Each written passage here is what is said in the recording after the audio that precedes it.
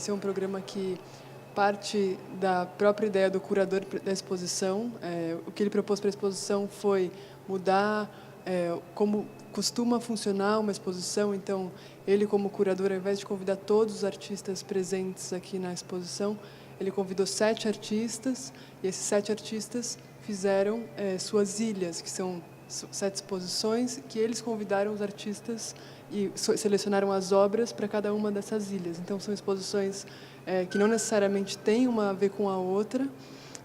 O título da exposição não está ligado a um tema, mas está ligado a esse próprio modo de operar.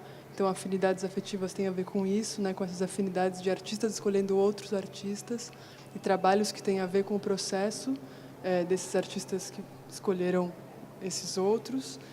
Então, a ideia foi trazer ao público instituições, grupos, iniciativas que também fizessem isso, que também pensassem outras maneiras de operar para práticas comuns. Então, a gente já trouxe aqui a psicanálise, o grupo Clínica Aberta de Psicanálise, que atende gratuitamente em espaços públicos. Então, eles mudam alguns pilares importantes da psicanálise.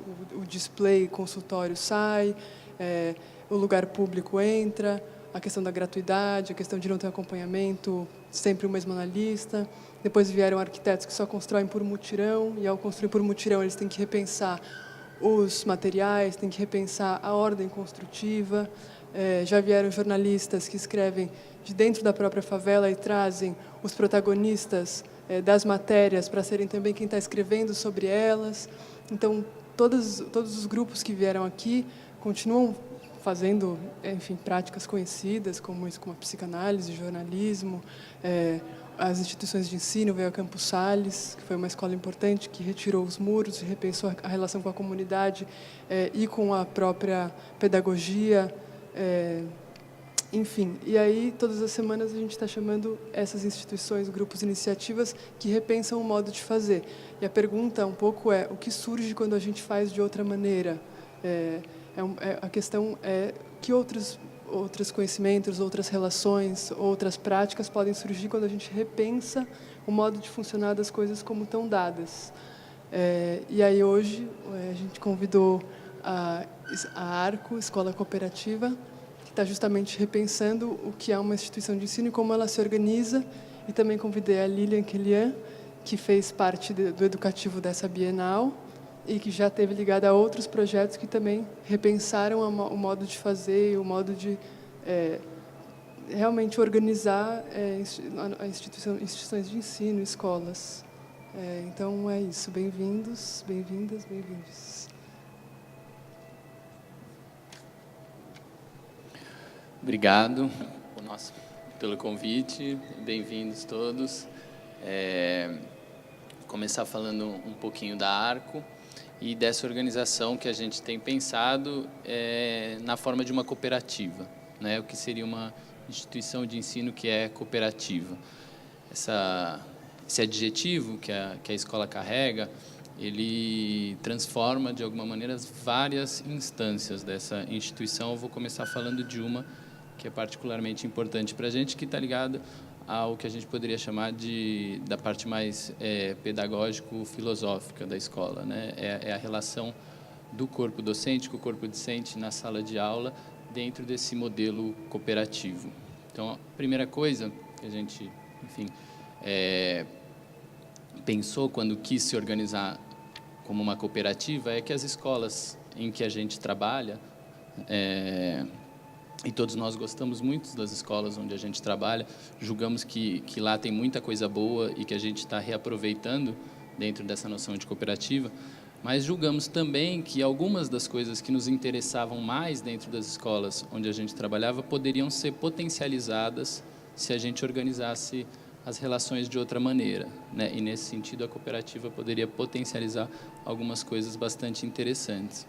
A primeira delas está ligada com a relação da escola mais tradicional, que a gente poderia chamar de competitiva, né? A escola, quando se organiza, quando hierarquiza os alunos por meio das notas, elas tentam engajar o aluno no projeto de aprendizagem por meio da competição, né? Cada um vai tentar ser melhor que o outro e, claro, isso vai se reverter lá no final, no vestibular, numa prova que, de fato, divide o percurso dos alunos, daqueles que, claro, conseguem chegar até lá, né? A gente sabe que a evasão escolar no Brasil é bastante grande, mesmo antes do vestibular, quando isso se acirra ainda mais. E, nesse sentido, a escola cooperativa tenta, de alguma maneira, mudar os papéis que estão colocados na sala de aula.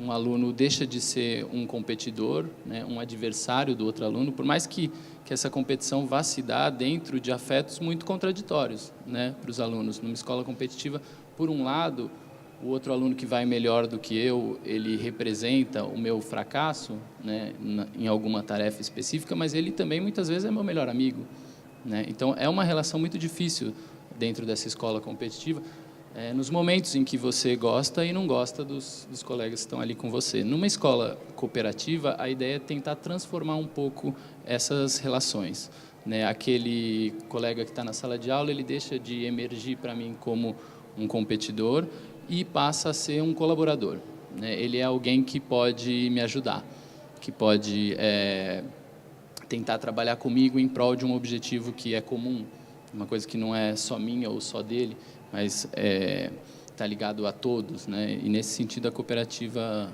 ela consegue transformar esse tipo de relação que acontece na sala de aula. Claro, isso é importante dizer, a nossa escola Arco está começando agora.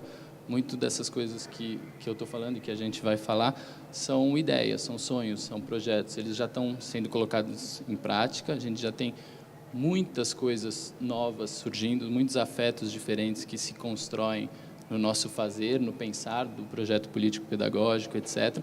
Mas tem muita coisa ainda que é projeto, né? A sala de aula, de fato, a gente ainda não viu com mais clareza para poder dizer se, de fato, isso vai acontecer dessa maneira, que outros problemas vão surgir, que outras coisas interessantes a gente vai potencializar sem nem mesmo ter percebido ou antecipado. E por aí vai. Alguém quer complementar um pouquinho?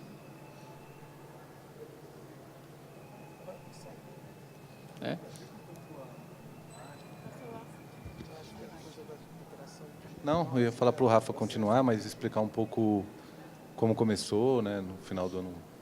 A cooperativa começou um pouquinho que nem a exposição aqui, né? Tem um paralelo que dá para a gente traçar, porque, de alguma maneira, foi um grupo pequeno que se conhecia e que foi convidando outras pessoas a se juntarem a esse grupo. Tiveram alguns acontecimentos pontuais, mas que eu acho que não são relevantes aqui para a nossa discussão, né, de como esse grupo se reuniu pela primeira vez, mas depois as pessoas foram se convidando. E aí a gente escolheu essa forma de organização em cooperativa, da qual a gente pode falar mais tarde depois, e todas as decisões que a gente toma são feitas em assembleias.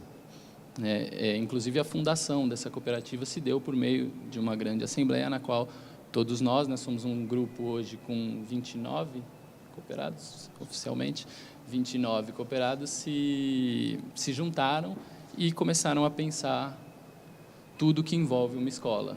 E aí é muita coisa mesmo, né? Desde o projeto político-pedagógico até a obra da escola, né? Todos nós tivemos que nos empenhar em ambientes bastante desconhecidos, né? O que é construir uma escola, como é que se lida com um monte de coisas que o professor tradicionalmente não tem que lidar, são outras pessoas que resolvem para ele. Isso mesmo dentro das questões propriamente escolares, né? O fato de ser uma cooperativa dissolve as hierarquias que existem dentro da escola, né? Então, a gente não tem, de alguma maneira, nenhum diretor, nenhum faxineiro.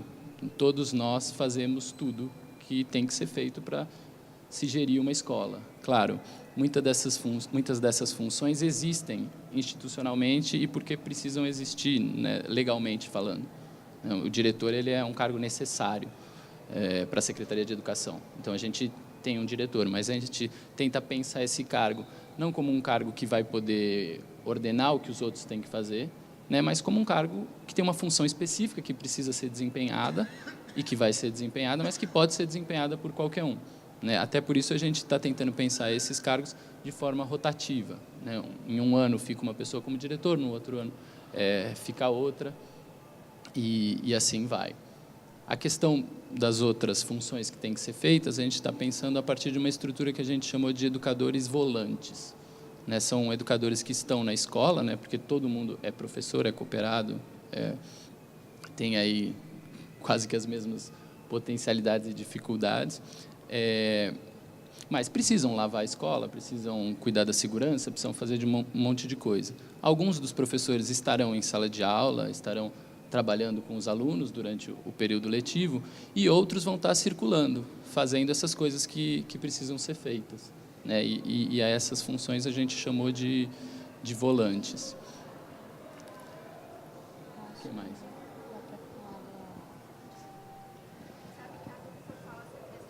Ah, tá. Meu nome é Suelen, eu sou cooperada da Arco, e sobre as funções que são desenvolvidas dentro da escola, que você está falando da divisão social do trabalho, que a gente está tentando lidar de outra maneira, acho que é importante frisar também que, como a cooperativa não está só na questão do trabalho, mas na pedagogia, os alunos também assumem essas funções junto com a gente. Assim, então, acho que isso é bem importante. Então, por exemplo, dentro da nossa proposta, a gente tem um dia de integral, que tem um almoço coletivo, que é feito com os educadores e com os alunos junto e misturando ciclos, assim, porque a gente quer expandir mesmo essas áreas de convívio e conhecimento entre os alunos e os professores e construir outras relações. E que isso vai para a pedagogia na prática. Então, a gente começou a pensar em quais são as práticas cotidianas onde a nossa filosofia poderia aparecer. E para a gente, essas atividades são tão importantes quanto as atividades dentro da sala de aula. Assim, até porque um dos eixos da escola é a cidade, né? A gente discute muito essa questão do espaço público, o espaço privado, e o que é coletivo, o que é indivíduo. Então, onde a gente estoura, onde a gente expande essas bolhas e como a gente constrói uma consciência do nosso, né? Acho que era isso. Essa questão de repensar algumas coisas, ela é bastante interessante porque ela faz a gente repensar muitas instâncias que a gente que estão naturalizadas no nosso dia a dia, né? Por exemplo, essa questão da série, né? Todas essas são perguntas que a escola precisa responder, né? Eu lembro de uma palestra há muito tempo atrás com o professor José Pacheco da Escola da Ponte, acho que bastante conhecido de muita gente, que ele sempre dizia: não sou eu, né? Porque a Escola da Ponte mudou essa estrutura de séries e na forma de organizar os alunos dentro da instituição. E ele sempre dizia: não sou eu que tenho que responder por que a minha escola não tem série. São as escolas que têm série que precisam me responder por que as escolas precisam ter série.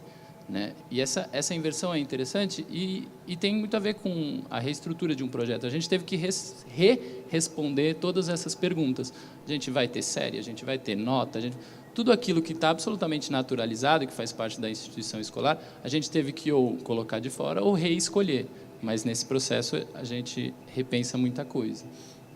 Né? Outra questão bastante interessante do fazer da cooperativa e que já está se colocando para a gente e que já tem dado bons frutos é a questão da interdisciplinariedade. Né? Muitas escolas, hoje em dia, essa palavra está bastante em voga, né? Muitas escolas dizem que fazem trabalhos interdisciplinares e tal, e de fato fazem, e muitos de nós fazemos trabalhos interdisciplinares nas escolas onde a gente trabalha, para além da Arco, mas a gente via que, de alguma maneira, a estrutura da escola ela segurava as potencialidades desse trabalho.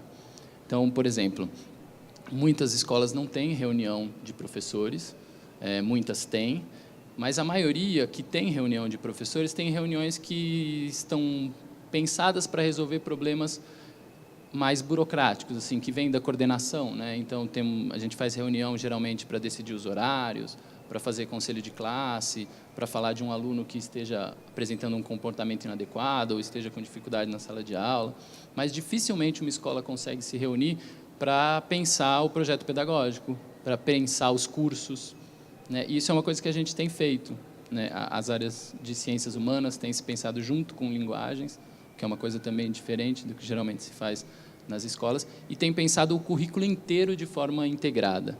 Todo mundo dá palpite no curso de todo mundo, muitas vezes sem nem saber quem vai dar aquele curso, né? A gente pensa junto, o 6º ano a partir de um eixo organizador, o 7º ano a partir de um eixo organizador também, para o qual todo mundo vai contribuindo nas suas diferentes disciplinas. Então, esse chão comum, ele potencializa a questão dos trabalhos interdisciplinares de uma outra maneira completamente diferente, né? Nas escolas tradicionais, o que a gente chama de projeto interdisciplinar são geralmente encontros temáticos entre disciplinas, né? Eu estou dando romantismo na minha aula eu acho que eu não me apresentei, eu sou o Rafa, sou professor de português.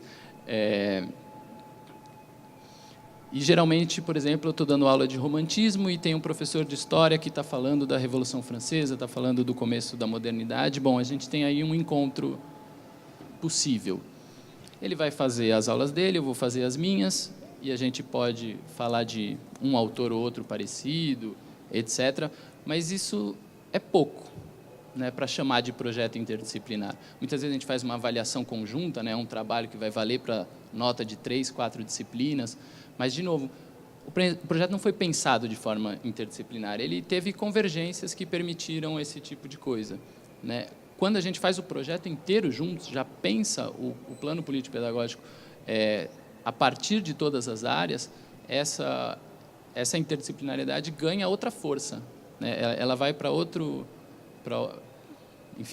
nível, se é que a gente pode falar desse jeito, né? Eu sei o que o outro professor está trabalhando, eu dei palpite, ele aprendeu comigo, eu aprendi com ele. É muito rica essa troca, né? Isso talvez seja uma diferença bastante grande que a gente já está vendo e já consegue falar dela nesse momento, por mais que a coisa ainda esteja caminhando. Eu vou ficar falando assim? Bom, primeiro, se alguém sentir necessidade de perguntar, de interromper, fica à vontade, né? Eu só ia colocar algumas informações sobre a Arco, umas questões mais assim técnicas. Não sei se quem está ouvindo entendeu, assim, né? Nós somos uma escola de Fundamental 2 e ensino médio, né? A gente fala escola cooperativa porque a figura jurídica da escola, ela é uma cooperativa de trabalho.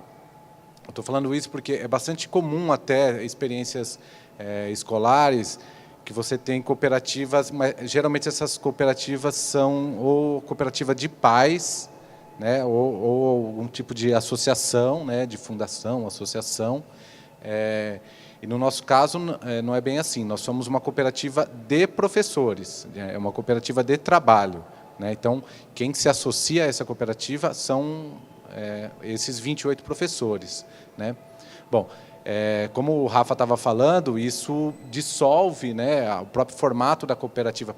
Não necessariamente faz isso, mas ele permite a gente dissolver essas hierarquias, né, dentro da escola, o que por si só já coloca uma situação pedagógica nova, né, pensando que, né, a pedagogia extrapola a sala de aula, né? Ela também coloca para a gente, ela dissolve inclusive esses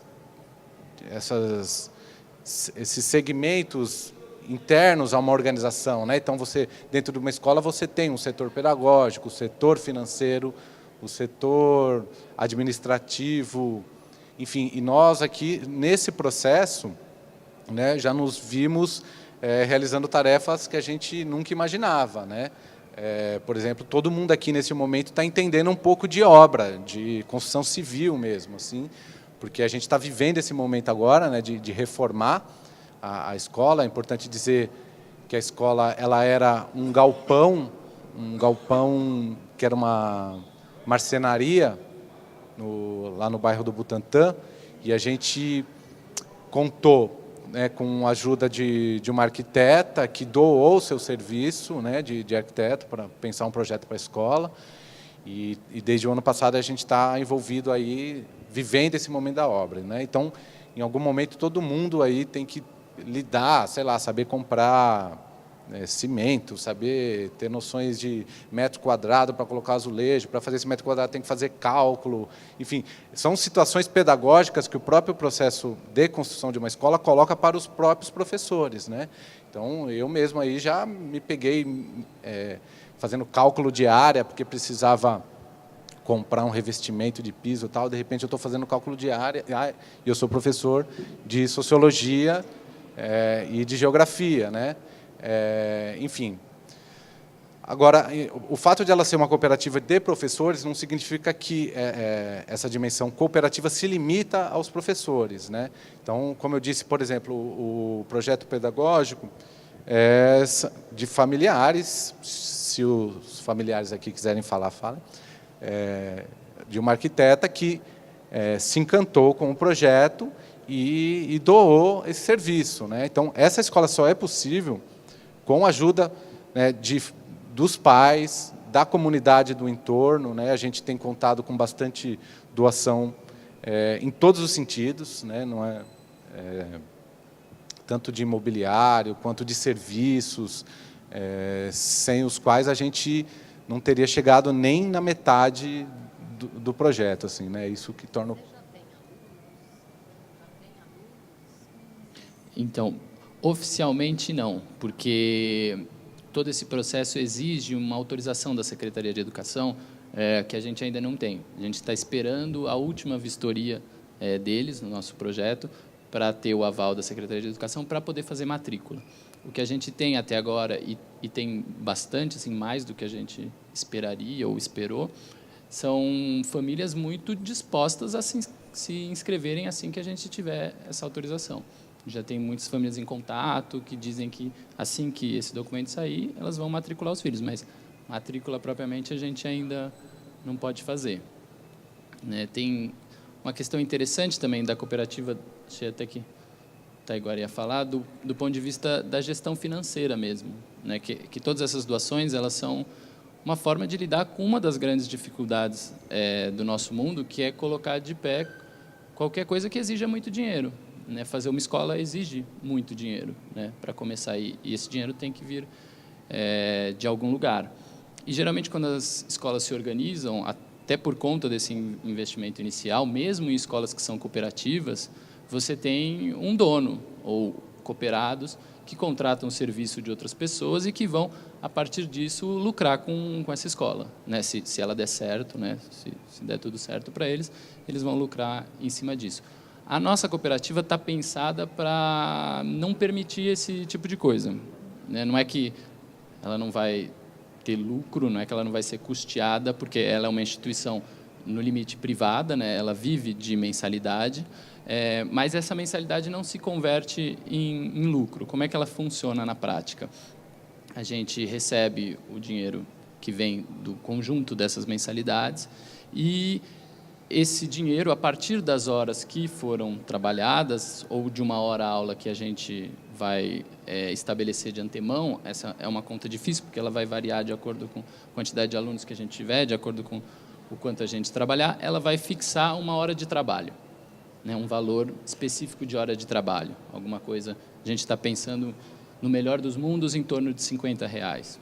Provavelmente vai ser menos no começo da cooperativa, mas a gente está querendo chegar a esse valor.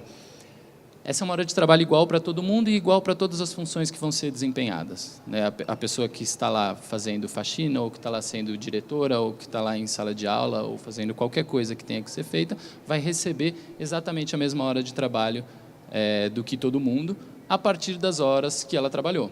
Então, isso não quer dizer que todo mundo vai ganhar a mesma coisa. O que quer dizer é que a hora de trabalho de todo mundo vale a mesma coisa. E aí recebe proporcional ao quanto você trabalhou. Então, a gente tem gente que trabalha em 2 escolas ou trabalha muito tempo em outras escolas que vai poder dedicar para a cooperativa um tempo menor do que outras pessoas que estão se dedicando só à cooperativa, por exemplo. Essas pessoas que estão se dedicando só à cooperativa vão ganhar mais porque vão trabalhar mais em horas de trabalho. E quem trabalha menos, ganha menos. Isso também, ou na verdade a gente escolheu também colocar algumas barreiras à valorização da cooperativa como instituição. Né? Quando a gente funda uma empresa, qualquer que seja, e cada cooperado compra né, é assim que você entra na cooperativa, você compra uma cota-parte dessa cooperativa, essa cota-parte pode variar de acordo com o valor dessa instituição. É assim que acontece geralmente, né? Conforme a instituição vai se desenvolvendo, vai tendo mais potencialidades econômicas, etc., o valor da cota-parte vai subindo. E muitas escolas, inclusive, passaram por esse processo. Começaram como uma cooperativa com vários cooperados e depois esses cooperados foram comprando partes dos outros cooperados até se tornarem o dono da escola, por exemplo. No nosso caso, não pode fazer isso. A gente estabeleceu um limite, né, e que, na verdade, é um limite, não, é um valor para a cota-parte, né, ela custa R$100. Não sei se eu posso abrir esses valores, assim, vocês acham ruim? Pensei isso agora. É o princípio da transparência, é verdade. Ela vale R$100. Então, você, ao entrar na cooperativa, investe essa quantia de R$100, você compra uma cota-parte dela, e, ao sair, você vende essa cota-parte pelos mesmos R$100. Não importa se a cooperativa vale milhões ou tem dívidas impagáveis. A cota-parte continua valendo R$100 e quem quiser entrar ou sair vai passar por esse mesmo processo. Isso, de alguma maneira, fortifica a ideia de que não há uma hierarquia, né? Porque as hierarquias, elas, claro, elas vão se sustentar por meio das instituições, né? A instituição que dá força para que a hierarquia continue existindo, mas elas vão se dando, não diria que naturalmente, mas elas vão se dando na convivência, né? Um tem mais poder de liderança, ou tem mais recursos, e a coisa vai se transformando conforme as instituições vão se desenvolvendo no tempo. A gente tentou criar barreiras para que esse tipo de desenvolvimento possível de uma instituição, que é muito comum, não se dê, né? A concentração dos poderes da instituição na mão de uma pessoa. Ela está engessada para ter que ser sempre o mais democrática possível. Aí nós estamos vendo fotos da obra da cooperativa. Esse é o nosso espaço. Fala. Vai para um fundo da escola. Na verdade, é o seguinte, legalmente, as cooperativas, aí é o lance da forma jurídica da cooperativa, ela tem alguns deveres, né, algumas potencialidades e deveres. Uma delas é, por exemplo, fazer um fundo, né? Toda cooperativa tem que ter um pedaço do dinheiro que entra nela que vai e fica guardado. Então, um pedaço vai para aí. Outro pedaço vai para a cooperativa e a gente decide em assembleia o que vai fazer com o valor que entrou. Então, a gente pode decidir que o valor vai ser integralmente dividido por meio das horas de trabalho, ou a gente pode decidir, por exemplo, que precisa reformar um banheiro, ou baixar a mensalidade. Esse é um dos nossos projetos também, né? Então, precisa consertar o banheiro, um pedaço desse dinheiro sai e vai consertar o banheiro. O que sobrou vira hora de trabalho. Baixar a mensalidade, esse é um dos nossos projetos, né?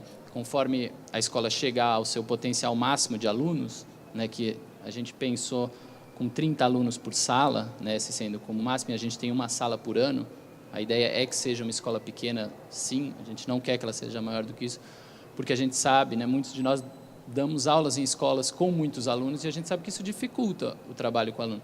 Se, por um lado, você ganha em diversidade, em opiniões diferentes, em toda uma série de riquezas que aparece quando você tem muita gente, você também perde no trato pessoal. É muito difícil você conhecer 300 alunos, né? Conhecer de uma forma mais interessante. Você sabe o nome, mas mais do que isso é difícil.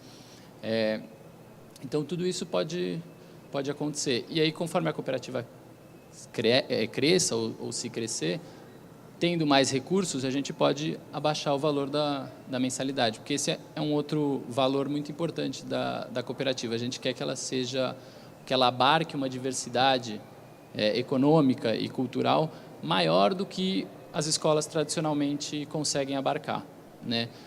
Das escolas onde eu trabalhei, onde a maioria de nós trabalhou, elas geralmente atendem nichos de mercado muito específicos. Sejam elas públicas ou privadas, nesse sentido não muda muita coisa, né? Muda o nicho que está sendo atendido, mas são sempre nichos muito restritos, né? Dificilmente um aluno muito rico convive com um aluno muito pobre, né? Independente do lugar onde eles estão. E aí a gente pensou em custear a mensalidade dessa cooperativa de modo a ter uma política de bolsas bastante diferente do que a gente tem geralmente, né? É uma instituição privada, né? Ela é paga, disso a gente não tem como fugir, né? Quando optou por esse modelo, mas o que a gente pode fazer é redistribuir essas mensalidades da melhor maneira possível. Então, a gente está tentando pensar numa proporção, que claro que vai variar a partir da demanda que a gente tiver, mas de ter pelo menos 20%, 25%, né, me corrija, não estou com esses dados exatamente, 20%, 25% de bolsas de 100%, né, alunos que não pagam nada para estudar lá, um outro montante grande de bolsas variáveis, né, que vão de acordo com o que a família possa pagar, e um outro pedaço, aí também em torno de 25%, de mensalidades cheias. Né? São pessoas que têm mais condição de pagar a educação e que vão custear a educação dos outros alunos. Porque um aluno bolsista em sala de aula, para a instituição ele custa muito pouco. Né? A gente ouve bastante o discurso de que o aluno bolsista atrapalha a instituição, de que ele é caro, de que não pode dar mais bolsa, mas a gente não acredita muito nisso. E quando a gente faz conta na planilha, a gente não vê essa dificuldade. Né? É, em grande parte, uma carteira a mais na sala de aula. Claro, você tem impressão de fichas, você tem toda uma série de custos, mas ele está amplamente diluído na mensalidade de todo mundo. Então, é uma questão muito mais de vontade política do que, de fato, de gestão econômica, você ter uma diversidade maior na sala de aula. E um pouco a gente quer atacar por aí. Né?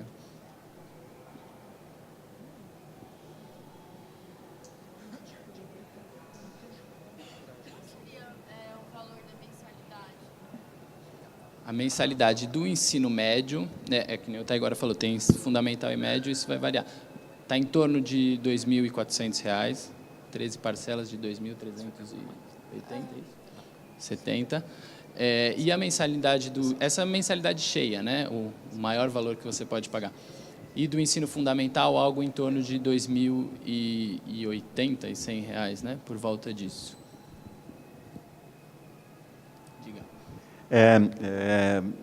Estou vindo com bastante atenção e estou achando muito interessante, porque é uma proposta muito... Eu não sei se é inovadora, porque eu não conheço tanto para saber se alguém já tentou essa loucura antes, mas, de qualquer forma, ela é bastante impactante, porque ela movimenta a coisa de outro jeito. Qualquer novidade é sempre bem-vinda em qualquer área. O que eu achei muito interessante, não a única coisa, mas que me chamou a atenção, é a ideia de ter das aulas serem interdisciplinares. Eu acho que isso é uma coisa que eu não vou explicar minha teoria inteira em cima disso, mas eu acho que tem dois tipos de alunos, né? Os que aprendem e os que aprendem a aprender. Depois que você aprendeu a aprender, qualquer outro aprendizado fica mais fácil. Então, quanto mais coisas você estiver aprendendo, uma ajudando a outra, deslancha muito mais fácil. Né? E também, por outro lado, vai contrário à ideia que tem na nossa sociedade do especialista, né? Um cara que sabe... o que diz o especialista é aquele que sabe cada vez mais sobre cada vez menos e atinge o ápice quando sabe absolutamente tudo sobre absolutamente nada. Né? Então, é legal ter algo interdisciplinar para temperar cada uma das matérias. E acho bem legal a iniciativa de qualquer forma. Tem algumas dúvidas que me ficaram exatamente por conta do inovador da proposta, que eu queria, mais por curiosidade mesmo, poder entender. O que eu pergunto? Agora esqueci tudo que eu queria perguntar. Você falou uma hora da questão da competitividade, que era uma coisa que talvez estivesse meio apartada na escola ou do processo da escola, né? Que não seria uma coisa incentivada de alguma forma, né? Ou que talvez nem existisse entre os alunos. Eu entendo a competitividade e a colaboratividade como parte integrante do reino animal. O reino animal ele compete mesmo entre si, ele colabora entre si também quando precisa. Qual que é exatamente a vantagem que tem de diminuir, vamos dizer assim, um incentivo a uma coisa que, em tese, faz parte da natureza, como a competitividade? Tem depois outras duas perguntas para fazer, mas deixa eu dar uma rodada. Não, eu esqueci de falar, eu sou cooperada, mas eu sou professora de teatro na Arco, né? E na Arco, a gente divide em GTs, os núcleos, então tem o núcleo de humanas, o núcleo... Oi? O grupo de trabalho. Então, tem o núcleo de humanas e tem o de ciências naturais e matemática, né? É isso? E tem o GT de corpo e jogo, que teatro também tá, e o de artes e ofícios, porque a gente também tem uma relação bem forte com ofícios. Depois, talvez, se o Cláudio quiser falar mais sobre isso. Mas, enfim. E aí, dentro GT de Núcleo Corpo, por exemplo, a gente discutiu bastante essa questão da competitividade, porque que a gente estava discutindo, por exemplo, sobre os campeonatos, o esporte.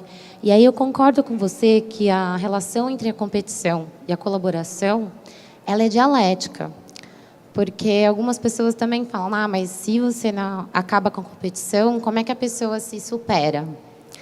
Só que aí eu acho que o pulo do gato é entender que o desenvolvimento individual, ele é desenvolvimento do coletivo, não tem como. Porque se você transforma isso em capital genérico, isso reverbera no grupo.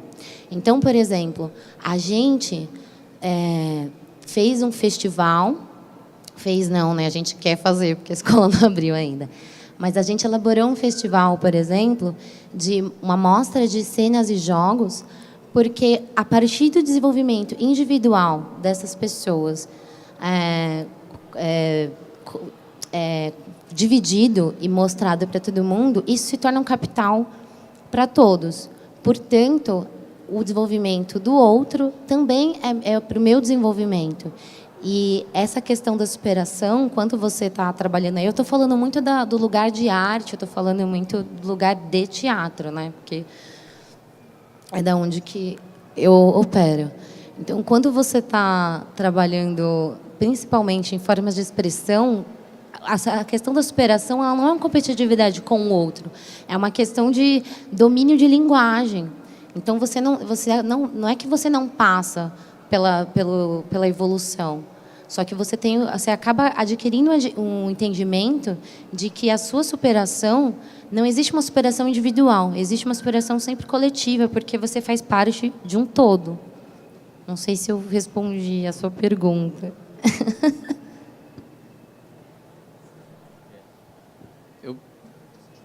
Eu posso tentar responder também. A Suelen respondeu do ponto de vista mais prático, né, como isso se dá na nossa pedagogia, mas eu posso tentar complementar essa resposta mais para um lado filosófico, né, a competição que existe na natureza entre os animais, e a gente pode imaginar que ela exista, ela é radicalmente diferente da competição que a gente tem na nossa sociedade, né? Então, eu começaria por explicitar essas diferenças. Competir para caçar um coelho, 2 leões que estão lá, sei lá eu, é radicalmente diferente de competir dentro de um modelo capitalista de produção, porque os resultados, os desdobramentos dessa competição são completamente diferentes, né?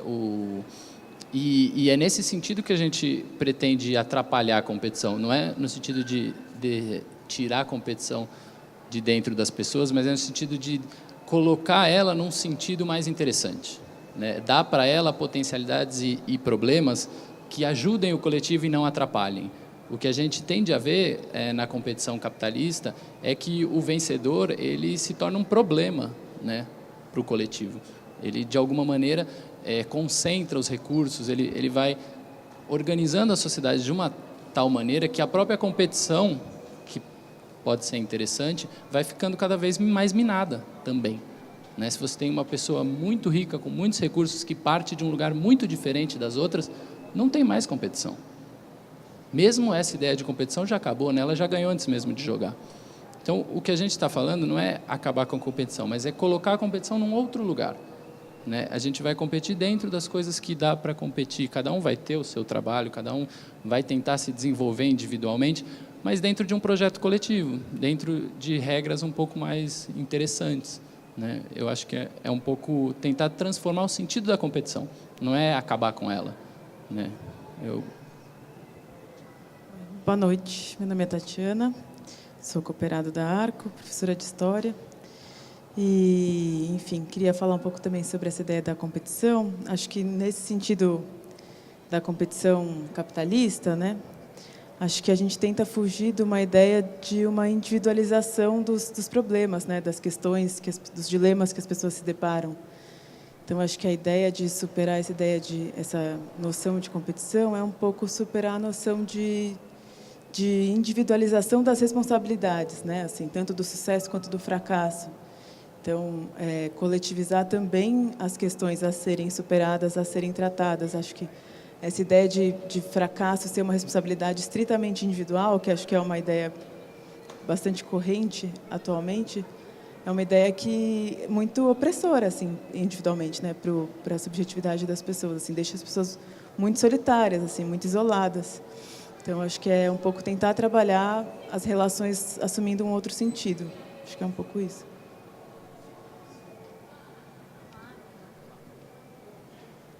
É que, na verdade, eu não estava nem menos pensando muito na competitividade como capitalista, por exemplo, que existe uma competitividade que ela é primaz, ela é base da natureza, que é a competitividade sexual. E essa é inalienável do ser humano. Todo ser humano tem que vir com isso, a competição entre machos por fêmeas e entre fêmeas por machos. E vocês vão estar lidando com púberes, né? Com pessoas que estão entrando num momento de vida onde a testosterona ou o estrógeno, ou seja lá que outro elemento da pessoa faz, está explodindo ela nesse sentido de ter competição. E essa competição sexual, ela não tem como ser coletiva, ela é obrigatoriamente individualizada. Aliás, é graças a isso que teve a evolução das espécies. E melhor nem mexer nisso, porque senão pode dar problema. O que eu estou querendo com isso dizer é, as pessoas, os alunos que vão entrar na escola, eles vão trazer consigo uma carga competitiva, que uma boa dose dela é trazida pela sociedade onde a gente vive, é verdade, mas uma outra parte existe só porque eles estão vivos, só porque são pessoas, ou menos, só porque são animais. Vai estar lá.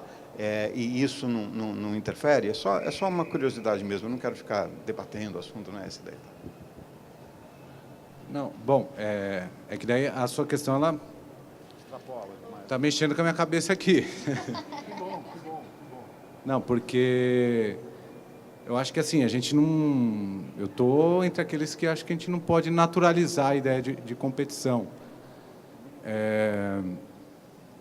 Bom, porque a passagem do mundo natural... Aí eu vou ter que dar de professor de sociologia aqui. A passagem desse mundo natural para o mundo cultural humano, ela sofre muitas mediações, né? Sim, o homem nunca vai deixar de ser a sua existência natural, né? Ele precisa do ar para respirar, ele precisa se alimentar, se procriar. Mas para o homem, a humanidade, essas necessidades naturais passam por necessidades simbólicas e culturais. Elas nunca são imediatamente naturais. A intervenção do homem na natureza nunca foi individual, ela sempre foi coletiva. O homem precisa entrar em cooperação para transformar o mais simples graveto num instrumento de trabalho. Isso sempre... Então, essa dimensão, essa passagem da competitividade, da teoria da evolução das espécies para o homem, ela não pode ser tão automática assim. Eu acho que isso acontece num determinado momento da história, que esse momento da história se chama capitalismo, e aí a gente naturaliza essa ordem competitiva do mundo natural passando para o mundo social, né? Então, primeiro, eu não admitiria isso. Ainda que isso fosse algo dado pela natureza, esse homem natural não existe. Esse homem sempre foi histórico e cultural, né? Esse homem em estado puro de natureza é uma ficção que tem data de nascimento na história do pensamento filosófico, inclusive, mas que é uma ficção que legitimou uma determinada ordem social que estava nascendo, que é o liberalismo. Então eu não naturalizaria essa passagem, né? Ainda que ela existisse, o que nos diferencia dos animais é justamente poder alterar essa natureza e produzir o mundo de acordo com os nossos valores, né? Então, o que a gente está... E aí é algo de que a gente não abre mão. Esse primado do coletivismo sobre o individualismo, isso é um valor da nossa escola. Isso é um valor que a gente se resguarda. Agora, isso não significa, também eu não quero aqui fazer parecer que esse primado do coletivo sobre o indivíduo significa um esmagamento da individualidade, né? Eu acho o contrário. O que esse mundo competitivo trouxe é uma oposição entre indivíduo e sociedade, como se a dimensão coletiva ela fosse um obstáculo para o desenvolvimento das potencialidades desse indivíduo. Eu acho que o nosso desafio é justamente superar essa dicotomia, onde a realização do coletivo é uma condição para a realização do indivíduo. E a realização desse indivíduo é a condição para a realização do indivíduo. Então, é justamente não esmagar a individualidade em nome do coletivismo, porque já existiram experiências históricas também muito ruins nesse sentido, e que nós abominamos também. Mas o que nós temos é que superar essa dicotomia entre indivíduo e sociedade. Acho que isso é um valor da nossa escola, eu acho que, enfim, que é o que nos fez a gente se juntar aí, certo?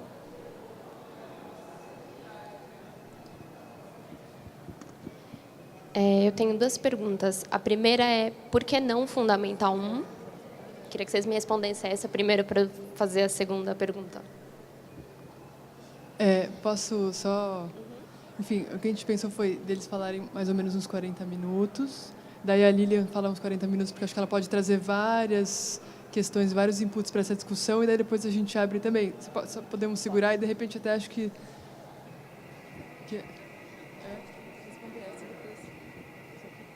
Eu pediria para você, por favor, repetir, porque eu não sei se... por que não Fundamental 1? Bom... Não, a resposta é muito simples. Porque o grupo que se formou... É uma resposta muito prática. O grupo que se formou praticamente inteiro tinha muito mais experiência com Fundamental 2 e médio e não cabia no nosso espaço. Mas assim, não foi uma escolha... Não, tem outras questões, mas Tem interesse nessa faixa etária, sim, né? sim, mas não sendo impeditivo. Bom, e aí eu vinha para cá pensando um pouco sobre essas mudanças do sistema operacional, né? O que na minha cabeça, depois de... Eu não vou entrar... Tem muita história, né, na educação democrática, e tem bastante informação hoje em dia na rede para quem quiser buscar e se aproximar. Muitos grupos de discussão no Facebook. E tem grupos que se encontram aqui em São Paulo. Já tem algumas escolas. Quando a Lumiar surgiu, ela era muito única, mas agora já tem, inclusive, escolas públicas que participam dessa rede, como a Morim Lima, como Campos Sales, o CIEJA do Campo Limpo. Mas eu nem vou ficar mencionando, que eu tenho medo de esquecer, assim, porque hoje há um movimento muito maior, assim. Mas essas mudanças estruturais que eu enxergo, assim, que eu diria que são assim revolucionárias da estrutura clássica da escola, que a gente poderia chamar de mudanças operacionais, né? E também convido vocês a pensarem comigo, porque estou criando aqui. Então, eu acho que a gestão democrática é mais uma gestão que ela envolve, em alguma medida, os estudantes e os pais, mas ela também não envolve só para uma coisa que já é meio clássica, que é vamos decidir as regras da convivência para a gente conviver melhor. Não pode puxar o cabelo, enfim. Mas também a própria gestão administrativa da escola, que eu acho muito interessante quando a gente olha para o desenho da cooperativa,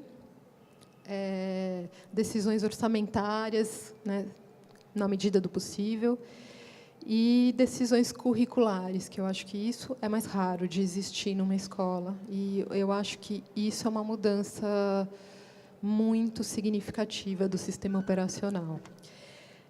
Outra coisa, eu acho que é a organização das turmas multietária, né? Então, eu acho que a seriação é uma das maiores limitações da escola convencional, principalmente se a gente pensar o tema da inclusão. O que mais reforça a exclusão escolar é o fato de que a gente coloca todas as crianças da mesma idade junto e passa 11 anos comparando elas, né? Nenhuma pessoa é igual à outra. E aí isso coloca um desafio muito grande para as práticas docentes, que é de oferecer uma estratégia que funcione para 30 pessoas da mesma forma sempre e no mesmo tempo, né? Então, quando você pode individualizar mais a aprendizagem e trabalhar com grupos heterogêneos, você tem meio caminho andado para resolver a questão da inclusão, na minha visão. Então, e a terceira coisa que eu diria que é uma mudança é não trabalhar por disciplinas. E daí eu acho o tema da interdisciplinaridade interessante, mas acho interessante mesmo quando a gente consegue superar as disciplinas em alguma medida. Bom, daí dando um salto para um outro lugar, uma outra dimensão que eu acho que é interessante, é a dimensão da política pública de educação. E acho que, quando eu comecei a trabalhar com escolas, especialmente na Lumiar, tudo isso era uma coisa muito nova para mim, sobre a legislação. E a gente foi ler a Constituição, a LDB, os parâmetros curriculares nacionais. E a gente descobre uma legislação muito favorável a todo tipo de inovação. Então, a gente tem uma legislação que permite que a gestão seja democrática na escola, que permite não, que obriga que seja democrática, né? Mais do que... Não obriga, mas ela normatiza, a gestão tem que ser democrática. O trabalho seriado não é uma necessidade da legislação federal. Ele pode ser, em algumas redes, a necessidade da legislação menor, estadual ou municipal. Mas ele não está ali como uma estrutura necessária das escolas. As disciplinas também não. E isso tem uma polêmica enorme, assim, mas não vou retomar tem um monte de parecer do Conselho Nacional de Educação que fala sobre isso. Se a gente for ler a letra, né, o texto da lei está escrito componentes curriculares, não está escrito disciplinas. Em alguns documentos que são bem mais específicos, como as diretrizes curriculares, diretrizes nacionais curriculares da educação básica, lá vai ter uma tradução do que é componente. Vai falar assim, componente pode ser disciplina, pode ser projeto, podem ser estudos, e aí tem várias possibilidades ali, dentre as quais tem a disciplina, quer dizer, também pode ser disciplina. E também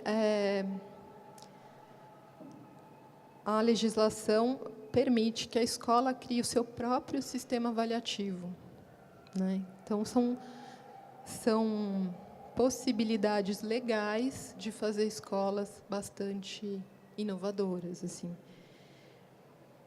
Por que as escolas não são inovadoras todas? Acho que tem uma inércia muito forte do modo como elas funcionam. Tem uma pressão social muito grande. Poxa, se eu colocar meu filho numa escola não seriada, quando ele for para uma escola seriada, vai fazer como? Porque, por exemplo, se ele está na 5ª série e ele vai mudar de escola no ano que vem, ele vai para a 6ª. Então, eu chego lá com o histórico e aí, automaticamente, ele passa para a 6ª. A Lumiar não era uma escola seriada e a gente enfrentava muito esse desafio. A questão é a seguinte, a 5ª série das escolas não é igual. Nunca foi. É uma convenção, é uma língua. É como se eu falasse assim, 5ª série, está todo mundo entendendo?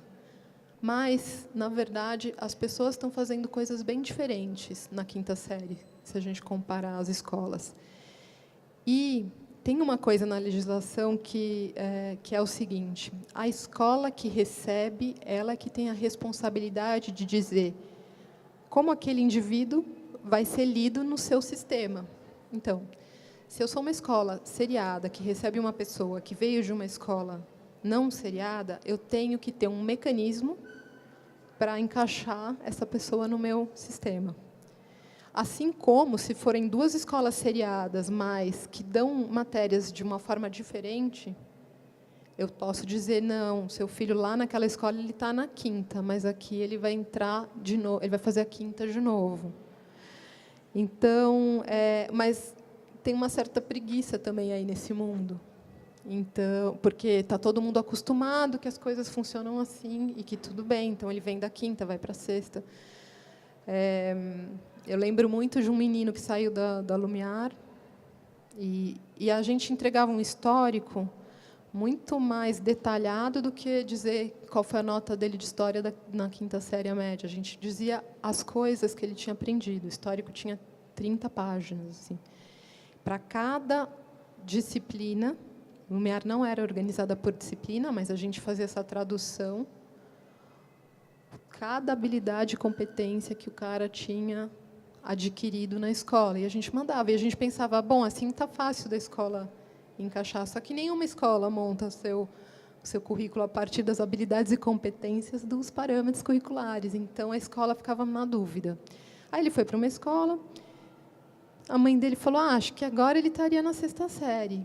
A escola encaixou na 6ª série, não fez nenhuma avaliação. Lá para outubro, eles ligaram para mim pedindo para eu fazer um negócio que chama... É uma avaliação que faz a pessoa mudar de série, porque era para ele estar na 5ª e ele foi para a 6ª. Aí eu perguntei para a diretora da escola, mas ele está bem? Ele tá mal? Ele não está se relacionando bem com os outros alunos? Não, ele está ótimo. E academicamente, ele está como? Está ótimo, também está com boas notas. Ué, então, deixa ele como ele está. Sim, mas, para isso, você tem que fazer um atestado, vamos dizer, que ele mudou de série. E aí eu falava, eu não posso fazer isso, porque eu não tenho série. Então, como é que eu vou atestar que ele mudou de série? Você que tem que fazer isso. E isso aconteceu com alguns estudantes da Lumiar, o que me fez perceber o quanto que a seriação é uma coisa bastante arbitrária. Assim, as pessoas, de fato, estão em níveis muito diferentes. Quando a gente diz que todas as pessoas de 6 anos estão no 1º ano, a gente está forçando muito o nosso entendimento sobre esse grupo. Assim, né? Bom, acho que, do ponto dos sistemas operacionais, era isso que eu tinha vontade de comentar. Assim. Mas, quando vocês estavam falando, veio uma outra coisa que eu gosto muito de pensar. Assim, quando vocês falam assim, olha... Quando a gente foi criar a escola, a gente teve que pensar coisas do zero, vamos dizer assim. Para que a gente tem série, embora se possa optar por ter série? Para que a gente tem disciplina, embora se possa optar por ter disciplina? A gente rapidamente naturalizou essa instituição, que é a escola, com muita facilidade, apesar das inúmeras críticas que vêm sendo feitas, críticas bem radicais que vêm sendo feitas desde a origem da escola, né? Então, o meu lado historiador me convoca um pouco a pensar sobre a desnaturalização dessa instituição, que é uma instituição bastante recente, se a gente for olhar a nossa história, né? Os sistemas nacionais de ensino, eles são do século XIX. E uma coisa que eu gosto bastante de pensar é que a gente sempre olha, e eu trabalho numa organização que fala muito disso, do direito à educação, mas a escola, primeiro, ela aparece como uma coisa obrigatória. Né? A obrigatoriedade do sistema, a obrigatoriedade da escola, ela é a primeira face que se apresenta para as pessoas que não estavam na escola até então, que eram os filhos dos camponeses e dos operários ali do século XIX. É um processo, a imposição da obrigatoriedade da escola leva 200 anos na Alemanha para se completar. Enfrenta uma resistência gigantesca das populações.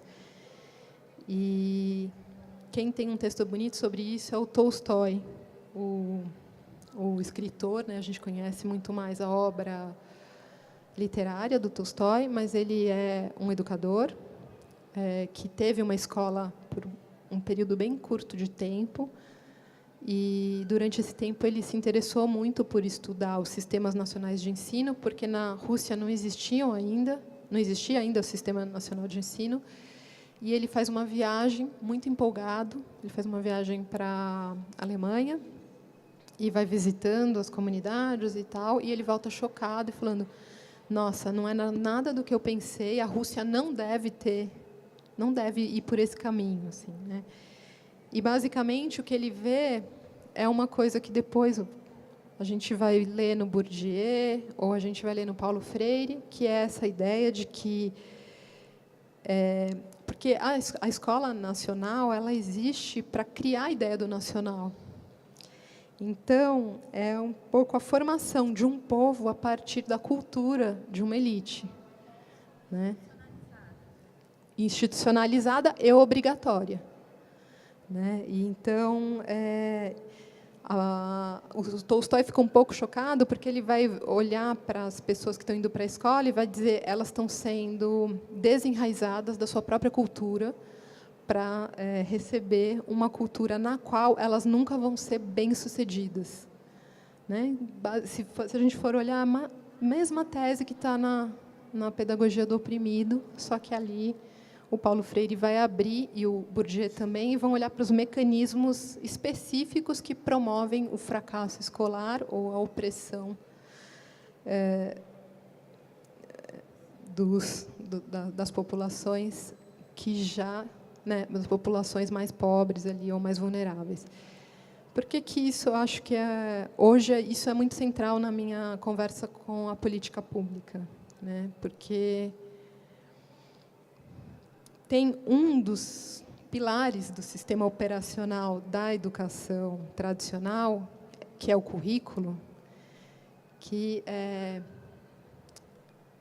se a gente mexer com ele, a gente desmonta esse mecanismo, porque o currículo ele aparece para a gente como os conhecimentos necessários para se viver em democracia, os conhecimentos, o patrimônio cultural do nosso país, e, no fundo, a gente vai ver esse patrimônio é um patrimônio constituído por autores majoritariamente homens, majoritariamente brancos, cientistas que são europeus, que são americanos, talvez, quase nunca são os nossos cientistas brasileiros. Então, a possibilidade das pessoas serem bem-sucedidas tendo como parâmetro esses valores, né, as comunidades que são afrodescendentes, que são indígenas, né, têm muito menos possibilidade de fazer esse encontro com o currículo. Então, eu diria que muito do sistema operacional da escola mora no currículo, e é interessante dizer isso e entender também, pensar sobre isso e entender por que, de repente, a discussão da Base Nacional Curricular Comum toma a dimensão que tomou no Brasil, com a presença dos grupos superautoritários dizendo o que pode ou não uma escola ser, né? E a reflexão que fica para mim é que, se a escola é um mecanismo que distribui um discurso único, a briga sempre vai ser quem distribui o quê a partir lá de cima. Mas, no dia que a gente começar a pensar numa escola que atenda e que vá conseguir fazer um encontro dessas várias comunidades que a usam, né, que nesse sentido de um serviço público que a escola tem que ser, e que mesmo a escola privada né, porque toda a escola é pública nesse sentido que eu falei. Quando a escola for o espaço onde essas comunidades se encontram para construir um currículo, para propor discussões que lhes interessam e